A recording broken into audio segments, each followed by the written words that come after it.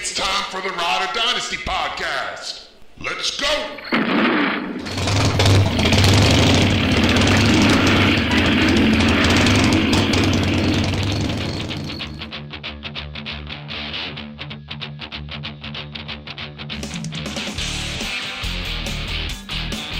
And welcome to episode 44 of the RoD Dynasty podcast. We are shuffling around. You've got Michael Kloss on the mic tonight, along with the Debbie Dirtbag himself. He is Ryan Bickerstaff. What's going on, Ryan?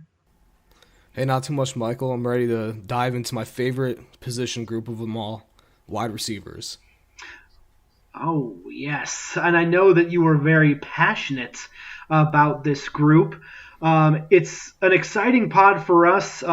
If you're listening and you're saying, where the heck is JJ Wenner and Eric Bronmore? They are out for the night. JJ is off being cast superstar in a production of his school's play. So we miss you, JJ. Eric Bronmore, he is out on assignment. He is going to come back to us, I'm told, with all great combine information. And that combine, as we're recording on, what is this, Wednesday night? I lose track of the days here. The combine is going to start fairly soon. When is that, Ryan? We're getting underway here to actually see how some of these stud athletes are going to be. I think it kicks off tomorrow, actually. I'm super excited.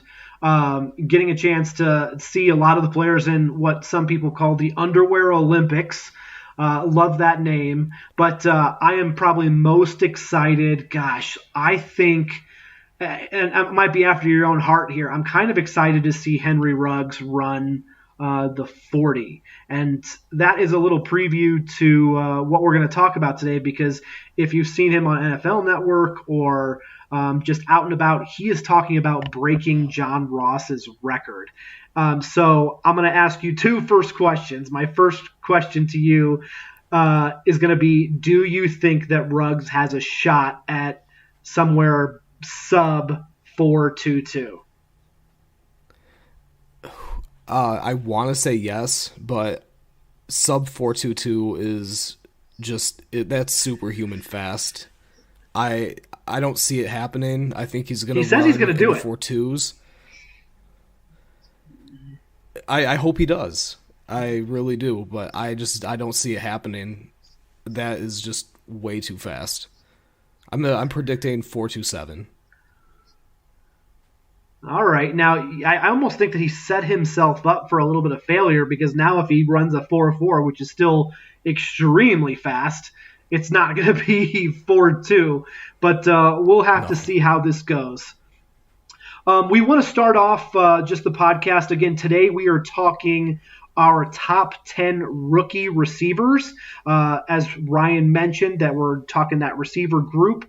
But before we get into that, we're going to have a little bit of fun on something we saw on Twitter. And since this is a podcast, it can't be too visual.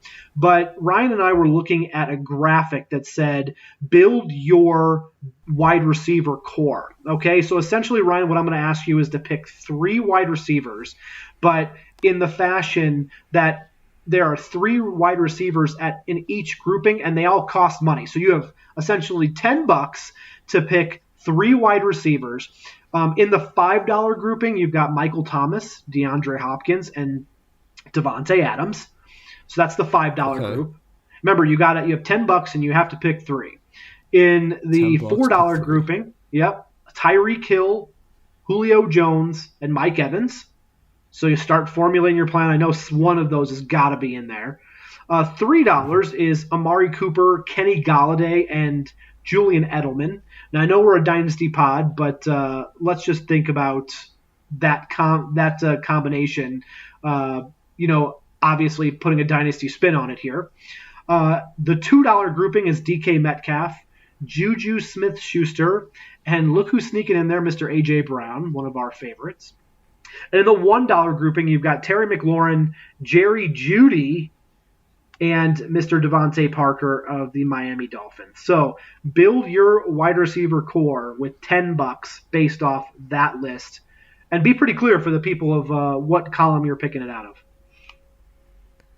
All right, I think I'm going to start out in the $5 column. I have $10 to spend here. Got to go for one of the 3 elite guys.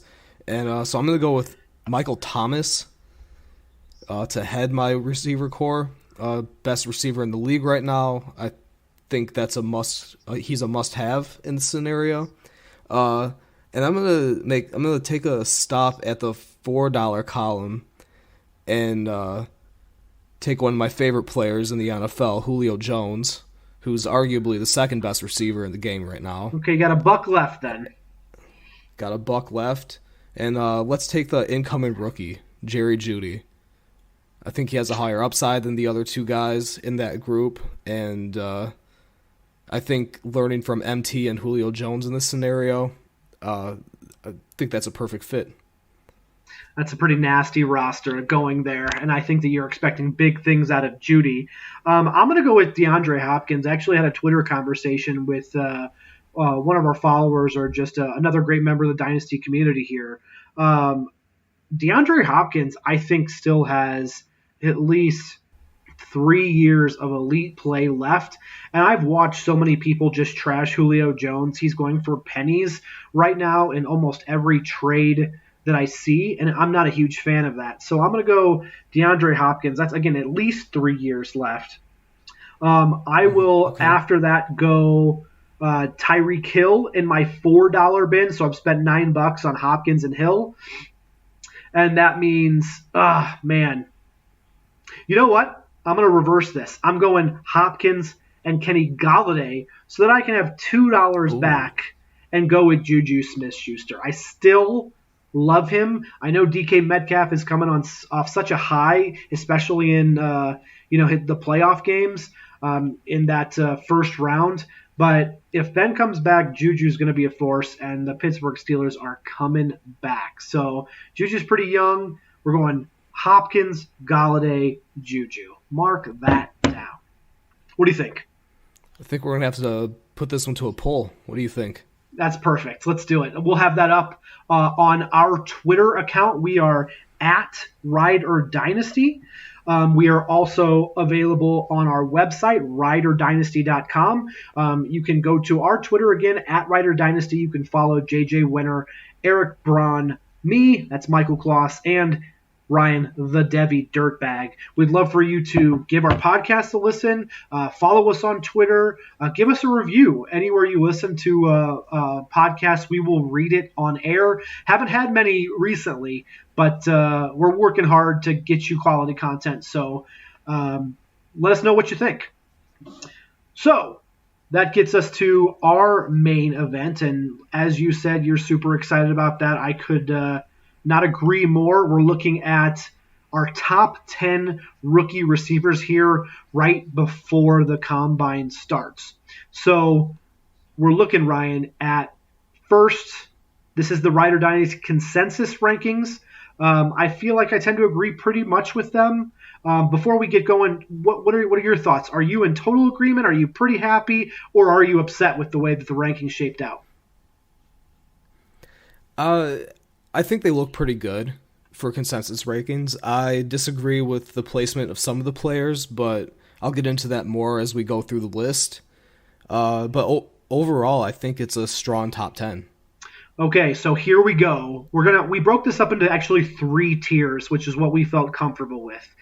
Tier 1, we are calling the Great Debate, because I think it is quite clear who number 1 and number 2 are, but it depends on which order you have them. I've seen some analysts, sneak somebody else into the top 2, but I feel like the general consensus in the community, and especially our general consensus, we're looking at a combination of, at 1 and 2, CeeDee Lamb from Oklahoma and Jerry Jeudy at Alabama. So our number 1 is CeeDee Lamb from Oklahoma. That is because myself, JJ, and Eric Braun all put CD as number 1 and Jeudy as number 2. Now that's just got to chap your caboose, doesn't it, Ryan?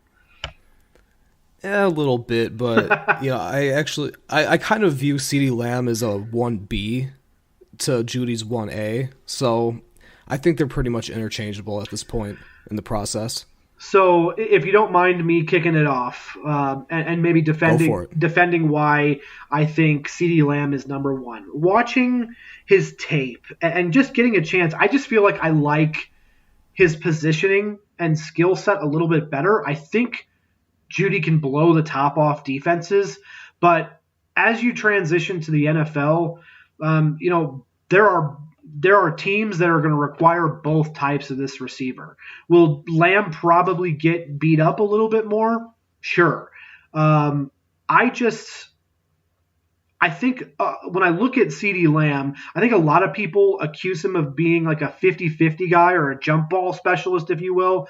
And while he's great at that, I really see him as a possession receiver, and he's also has the speed too. Like I think that, and I think a 4.5 is great. I mean, that's not going to blow the top off of you here, but his ability to catch is elite. He's got incredible hands. He's got amazing body control and great concentration from everything that I've seen, right? And I just enjoy the physicality of him. I think you're going to hear a lot of people talk about Jerry Jeudy and just say, listen, he's a superb route runner, and that's a skill that you just kind of have to have in the NFL. But I'd still say Lamb just has the edge right now. If he gets in a quote-unquote maybe mediocre or bad quarterback matchup, like I'm not going to be super excited if he goes to the Raiders unless the Raiders turn the corner with a quarterback. So give me your evaluation on Lamb and kind of where you're at with this receiver, even if he's your quote-unquote 1B. Yeah, I would like to agree with everything you said. And for the record, I think that Lamb has a higher ceiling long term than Jeudy. I just think that Jerry Jeudy right now is more pro ready today. Lamb, he was insanely productive in college. He went over 1,300 yards this season. He came in 6th in the nation, averaged an insane 21.4 yards per reception too. So he really displayed the tendency to break the big plays downfield. Yeah, I mean CeeDee Lamb, he's a phenomenal player, phenomenal talent. Tell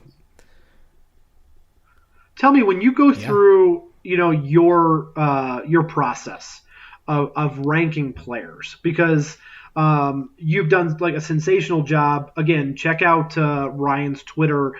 He's a Devi Dirtbag. He puts a lot of threads together on different players, and you do it really well. But one of the things about your process, and you made a comment a little bit earlier, you say, like, I think that he might have more like longevity, or while Jeudy might be more of an NFL-ready player, but there are certain things you like about him. Like, what are the things that you're seeing exactly that lead you to that conclusion? Like for CeeDee Lamb, for example, he really pops off the film. Like some of the catches he makes are just absolutely insane, and they're catches that Jerry Jeudy doesn't make. I think that as he grows into the receiver position more, he becomes a more refined route runner. He kind of learns more of the nuances of the position. I think that he's going to have more of especially as a possession receiver, I think he's going to have more of a ceiling in that way. Whereas Jeudy, he's so refined right now already. It almost feels like he's close to being a finished product. He's so good coming out of college. I think he has room to grow, but it's like, where is he going to grow is my question. So that's kind of what I'm seeing. Do you have any comparisons of what you think in CeeDee Lamb? I hesitate to even say that some of these these comps that I have of players that are so young and so early, but like I feel like I see a DeAndre Hopkins player, someone that is gonna move the chain, someone that goes out for the difficult routes, doesn't necessarily need to go over the middle, but someone that you could always count on to get a first down, or just to be able to have your Like, at Oklahoma, like you would sit there and look and it'd be like he had like 10 catches for like 198 yards. And it's just like the durability of him and to be able to be a playmaker, I'm just really excited about. So any comp for you? I agree. I've seen a lot of the Hopkins, but I actually had a comp for him last summer when I did my Devy wide receivers piece. And I comped him to Stephon Diggs, actually. And I've only seen that comp one other place, and that was a YouTuber. I can't remember who it was. But I think he might be a nice combination between Hopkins and Stephon Diggs. Somewhere in there. Okay, that feels comfortable, I think.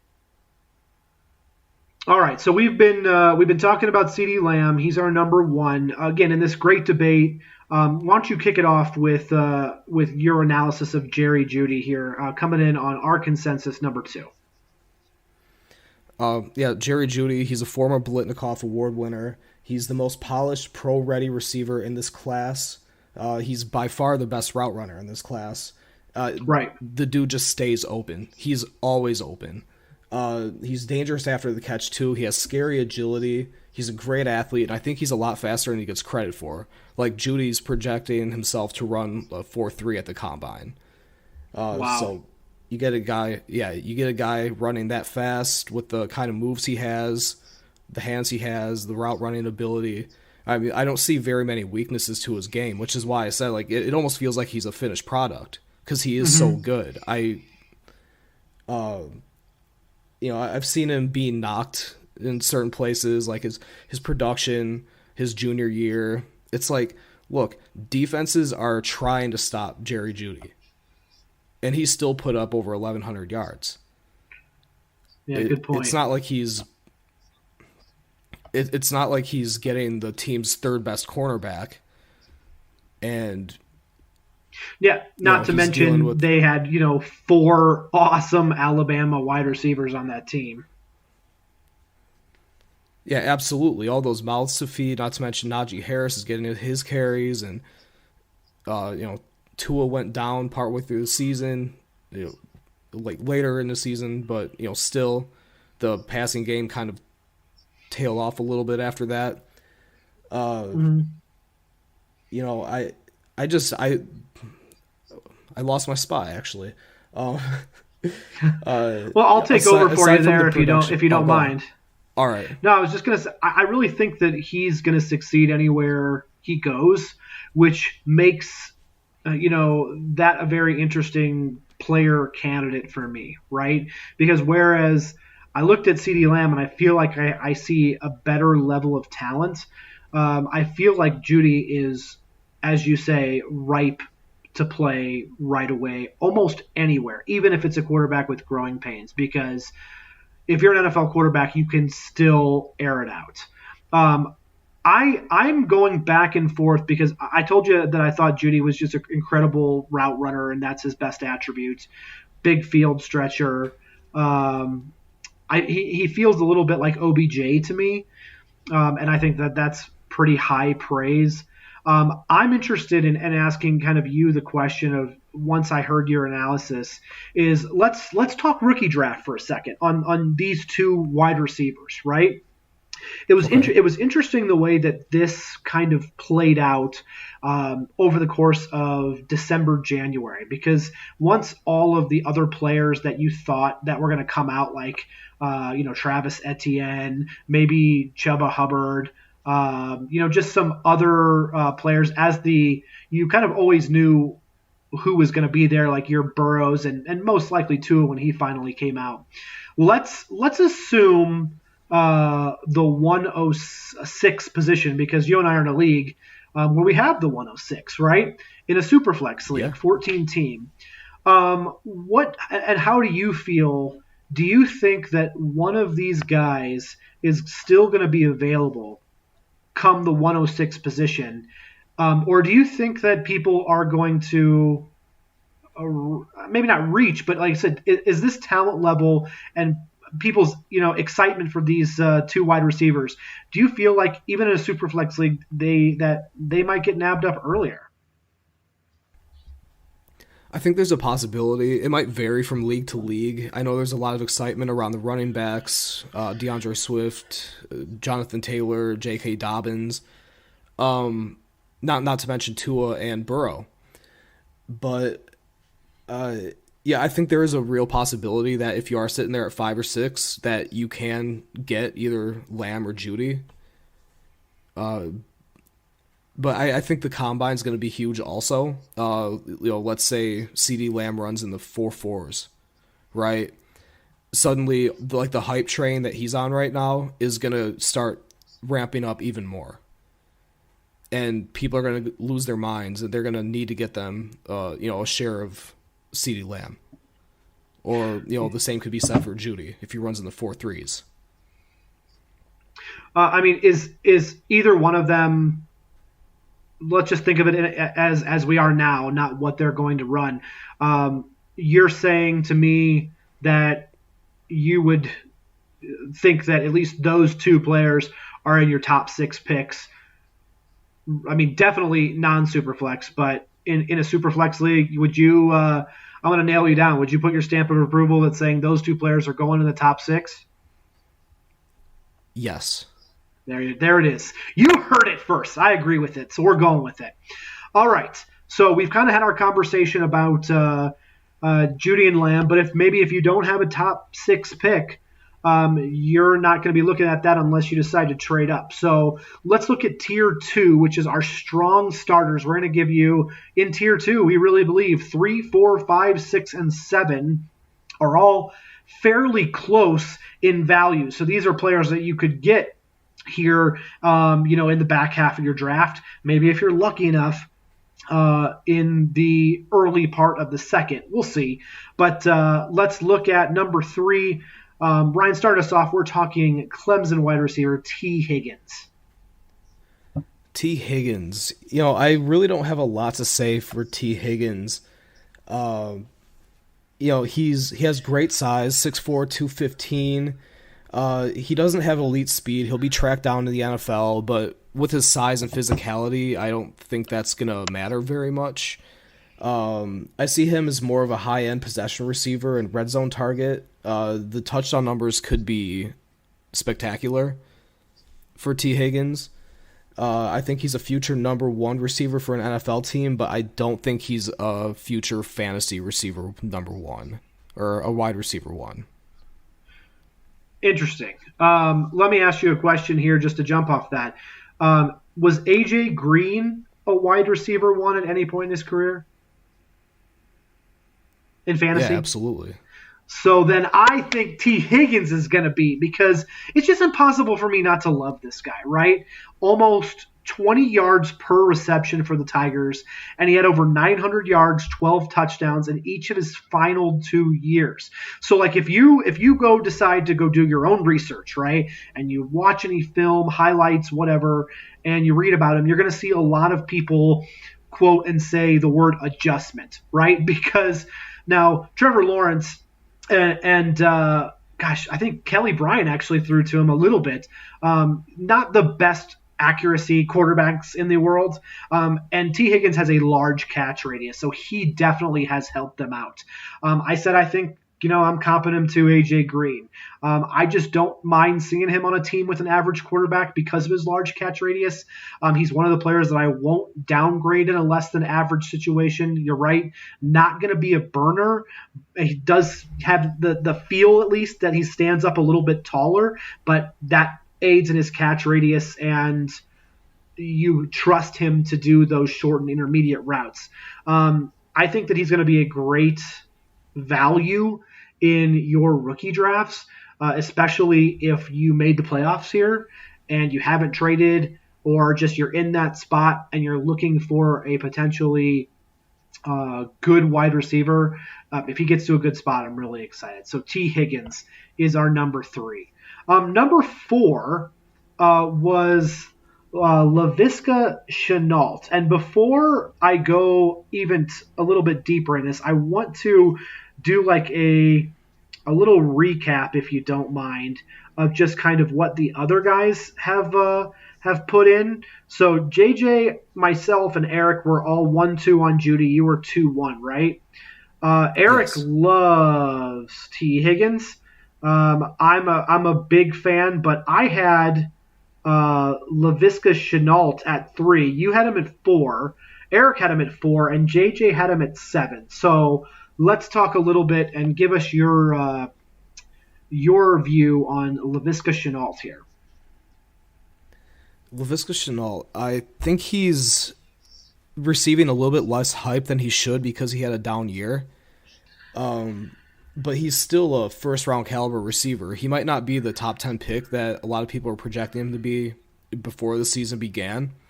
But if he lands in a place like New Orleans or Green Bay, or even Buffalo for that matter,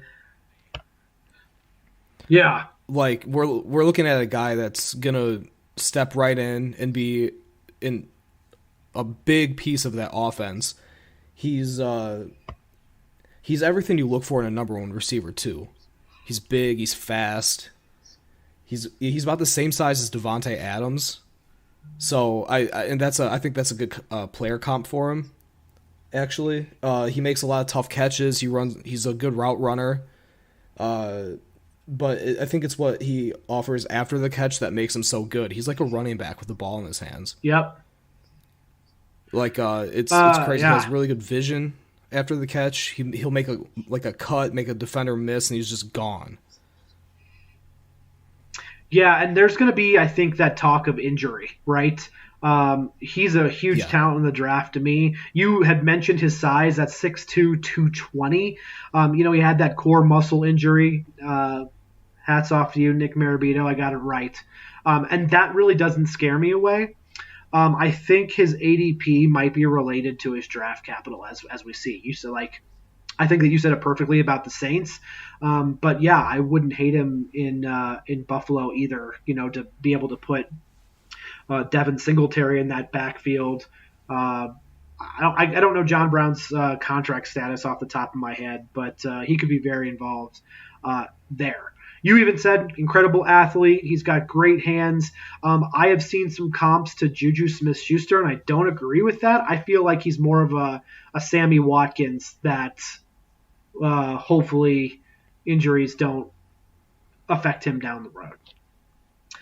All right, so we had T. Higgins. We had Laviska Shenault at 4. Coming in at number 5 is a guy that, Ryan, you personally had rated at number 3. We're talking Jalen Reagor as our number 5 consensus. So, I was a little lower than this on Reagor, but then I went back and I looked at the write-up I did on him over last summer, and I remembered why I was so high on him to begin with. And you can't knock a guy for playing on a bad team. Jalen Reagor is a physical freak. He does everything you could possibly ask a receiver to do. I haven't been watching or listening to too much Destination Devy, I promise. This is a guy that's gonna run in the 4.2s or low 4.3s.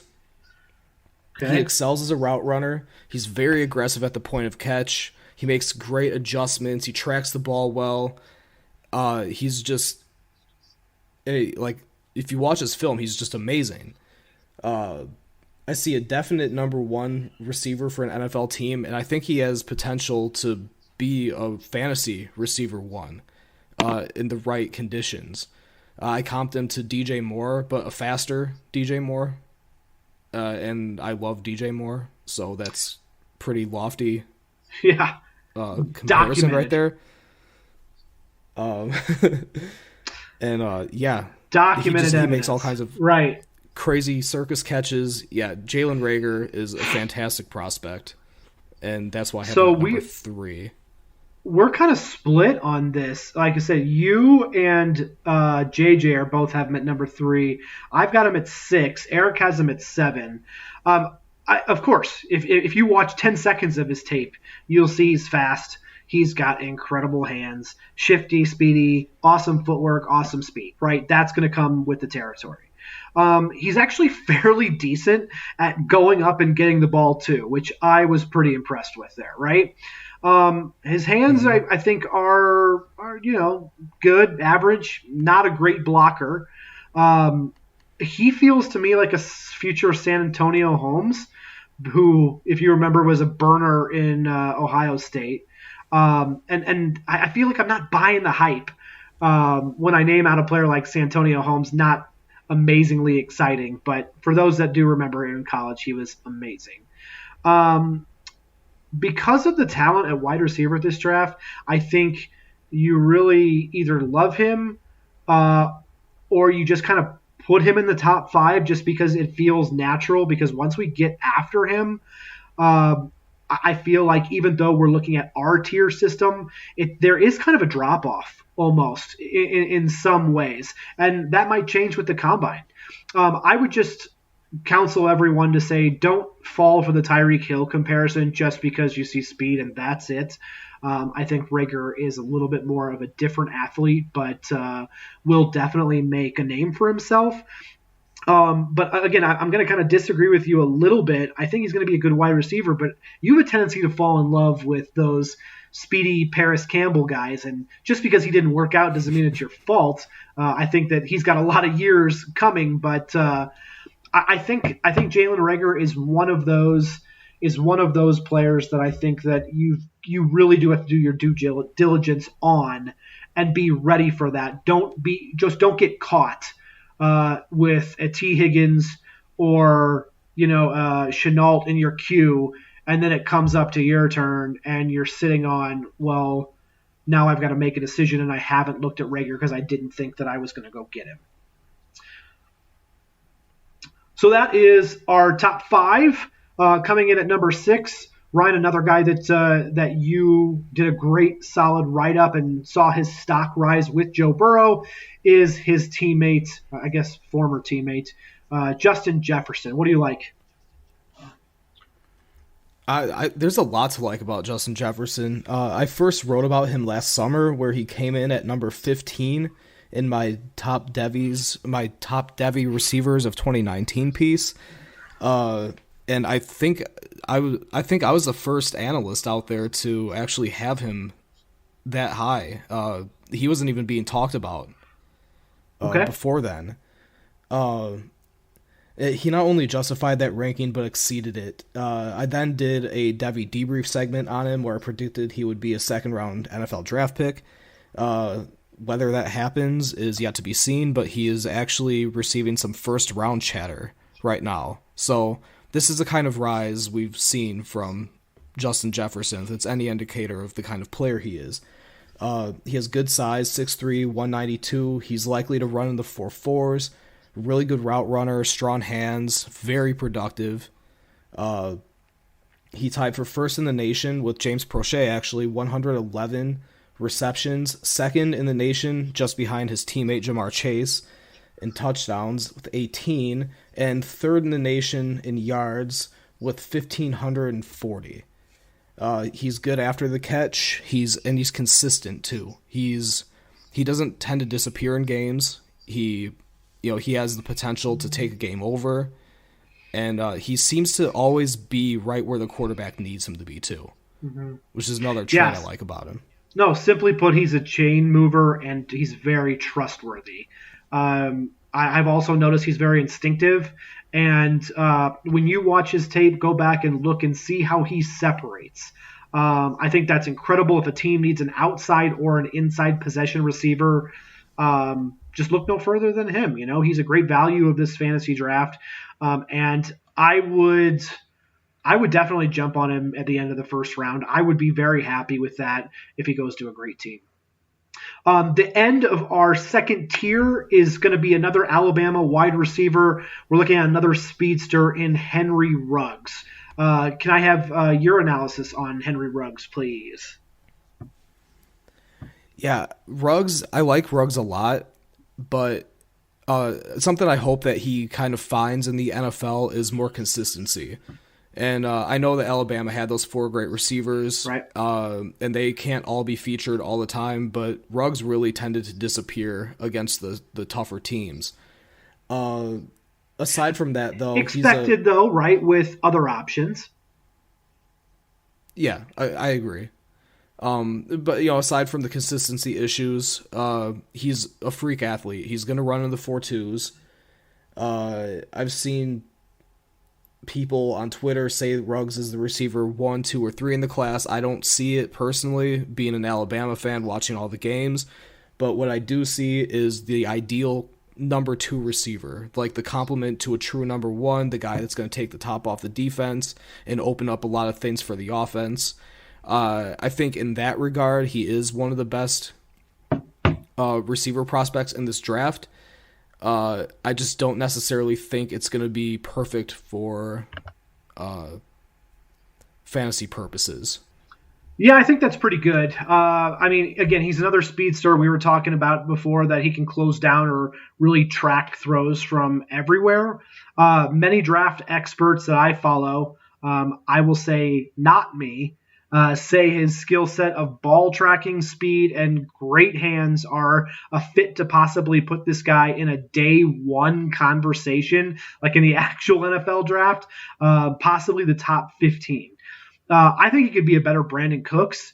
I don't know how he's going to do against NFL press coverage early on in his career, but I mean, he's got the uncanny ability to house any ball that he catches, and I like that on a team. So interested to see how he does, but I think he's rising off draft boards too.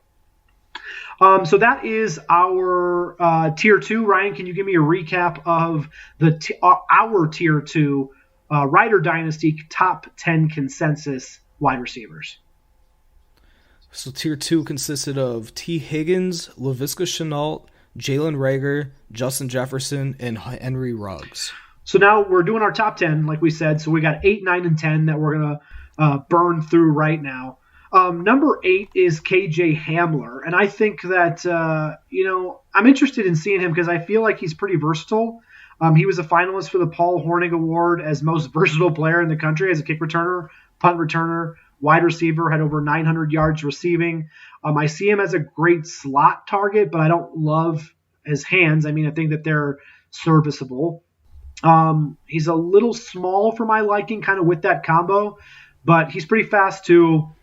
High risk, high reward with him in the mid-second round of your rookie drafts, but it's still enough to put him at 8 in our rating. What do you think? Well, I have Hamler number 8 in my rankings, which matches up with our consensus. I don't necessarily like that he's 5'9", 180-ish pounds, but he is about the same size as Hollywood Brown and Deshaun Jackson, guys like that. So we have a guy that he's a legit speedster. If I had to guess, his speed's between 4.28 and 4.32 in the 40. He's elusive in the open field and quite a bit stronger than you'd think. Hamler's pretty hard to tackle. Mm-hmm. If you can even get a hand on him, from what I've seen on film, he showed improvement from year 1 to year 2 at Penn State also. I think he came out a year too soon, but I think he's going to come into the NFL immediately and be a high-end kick returner, and he might take a year to acclimate to the game as a receiver, but I think he'll eventually become a high-end explosive playmaker for an NFL team. Okay, well, we're talking high upside wild cards with 8, 9, and 10. That's what we named our tier. At number 9, a wide receiver that's been getting... at least I feel like in Reddit circles and Twitter, is people are trying to stifle the conversation with this guy on a team that was very, very good this year. That was maybe a little bit unexpected. That's PJ Fleck's Minnesota Golden Gophers. We're talking about Tyler Johnson. Now, Ryan, here's where I'm nervous on Tyler Johnson. I find myself talking about him the same way that I talked up Kelvin Harmon last year. And I feel like I missed on Harmon. I really did. In one rookie draft, I took him at the very end of the second round, and that was way too high. But I liked him. We even mocked him as one of like the best 3-4 receivers. I'm just seeing what I feel like is almost the same thing in Tyler Johnson. Just a little unrefined, just something different otherwise that I can't pinpoint it to say that I'm higher on other speed guys like Ruggs and Hamler. And it's just hard for me to get excited about someone that reminds you of Harmon or maybe even my comp to Mohamed Sanu. I think one thing about Tyler Johnson is that he's a former quarterback. He was a high school quarterback, so he's still new to the wide receiver position. And what we've seen out of him in 4 years at Minnesota is steady improvement each year, both statistically and on film. So I think what's going to happen is Tyler Johnson's going to make it to the NFL, and he's going to keep on improving. He's going to keep learning the receiver position and get better over time. That said, I don't think he's going to come right in and be a stud, but in a couple of years, I think he's going to emerge as a solid starter, and he has everything that you look for. Physically, as far as receivers go, he has good size. He's not elite in any one area, but he's all around solid at everything. Okay, I needed that. I needed to be talked off a ledge there. I'll look at that, and I guess my question to you is, based on what you've seen, is he a for sure second round of your rookie draft player? Or do you think someone would snatch him up earlier based on where they have him in rankings? What is your feel?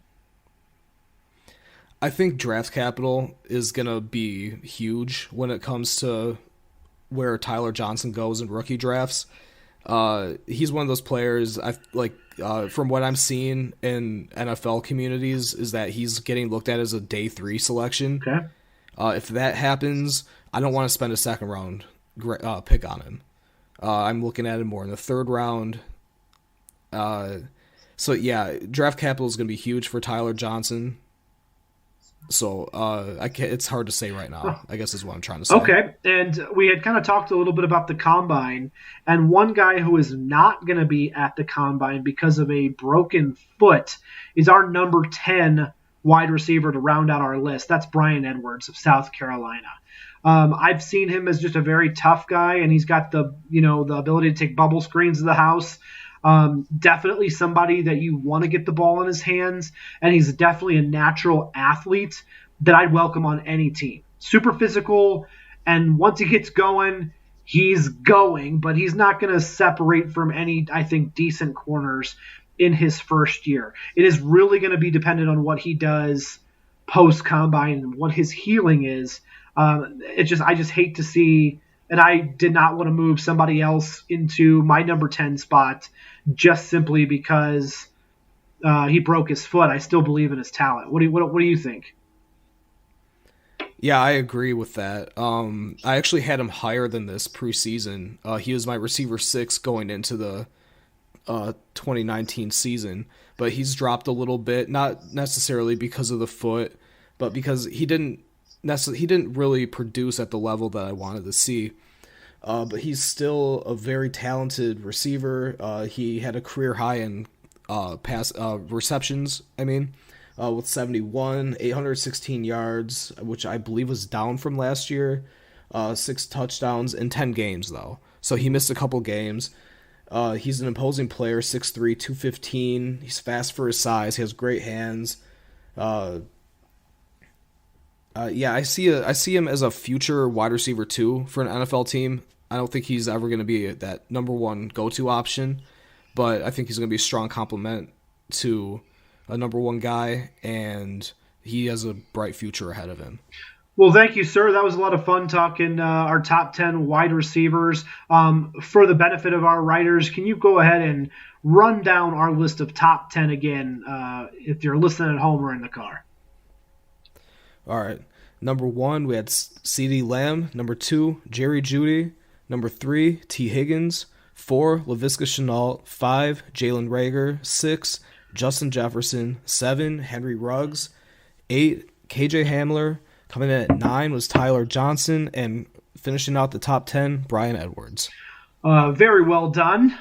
We will continue to bring you some post-combine analysis on our next podcast. For JJ Winter and Eric Braun, I am Michael Kloss, and you were listening to the analysis of the Great Debbie Dirtbag and Ryan Bickerstaff. I hope everybody had an awesome time listening, and we will see you next time. Catch you in the next one. And I'll say boat drinks for JJ. Good night.